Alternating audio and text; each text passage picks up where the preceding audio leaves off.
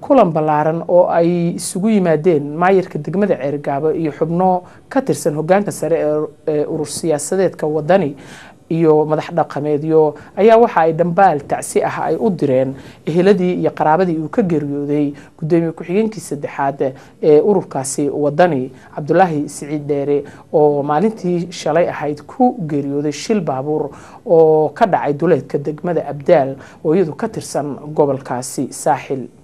warkaas oo faahfaahsan waxaa noo haya Cabdinaasir Khalid Saciid. kulan ballaaran oo baroor diiq oo ay isugu yimaadeen mas'uuliyiinta sarsare ee urur siyaasadeedka wadani, mas'uuliyiintiisa maamulka heer gobol, waayeelo, aqoon-yahano, madax dhaqameed, cuqaal, dhalinyaro, taageerayaasha urur siyaasadeedka wadani iyo maayirka degmada Ceergaabo ayaa si wada jira tacsi tiraanyada ugu direen eheladii iyo qaraabadii iyo shacabweynaha reer Somaliland ee uu ka baxay Allah u naxariistay gudoomiye ku-xigeenka saddexaad ee urur siyaasadeedka wadani Cabdillahi Saciid Dheere oo maalinimadii shalay ahayd shil baabuur oo ka dhacay duleedka magaalada Abdaal oo ka tirsan degmada Mandheera ee gobolka Saaxil. saaxiibkay Cabdillahi wuxuu ahaa nin qaali ah, dadku ay wada qirayaan, nin xumaanta nacab oo aad uga xanuunsada, wanaagana jecel, taariikhduna ay in badan ka sheekeen doonto insha Allah. ninka tacsi baan u direena haddana gobol sanaagnahay, aad iyo aad dadku wada dhimanayaan, dhammaan dadku geeri way ku wada xukumayeen, laakiin aad baa looga naxay Cabdillahi, eheladiisii, qaraabadiisii, dhammaan shacbiga reer Somaliland intii garanaysa intaan garanaynba tacsi khusayso weeye. waanu tacsiyeynaa, waxaan leenahay ilaahay samray iimaan dhammaanteen ha naga siiyo.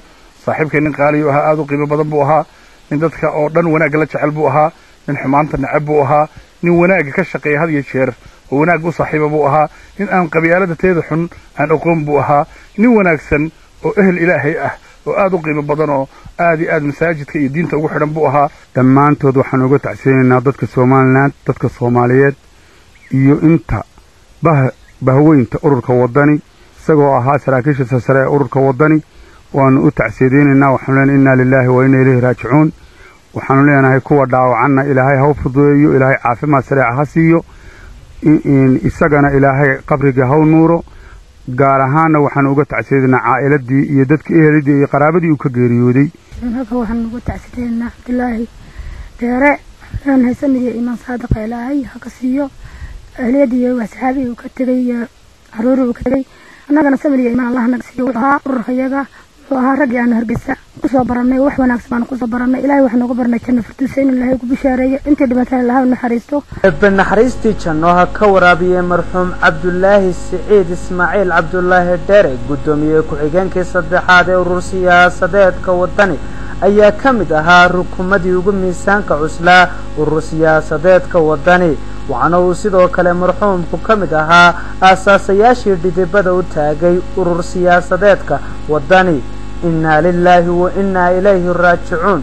Allah u naxariistay marxuumka ayaa maalinimadii shalay ahayd meel 5 kiiloomitir u jirta magaalada Abdaal oo ka tirsan degmada Mandheera ee gobolka Saaxil ugu geeriyooday shil baabuur oo halkaasi ka soo gaadhay. waxaana maanta si heer qaran loogu aasay caasimadda Jamhuuriyadda Somaliland ee Hargeysa. waxaana taageerayaasha urur siyaasadeedka wadani ee gobolka Sanaag ay si isku mid ah u tacsiyeynayaan eheladii iyo qaraabadii uu ka geeriyooday Allah u naxariistay marxuum Cabdillahi Saciid Dheere oo ku geeriyooday magaalada Abdaal.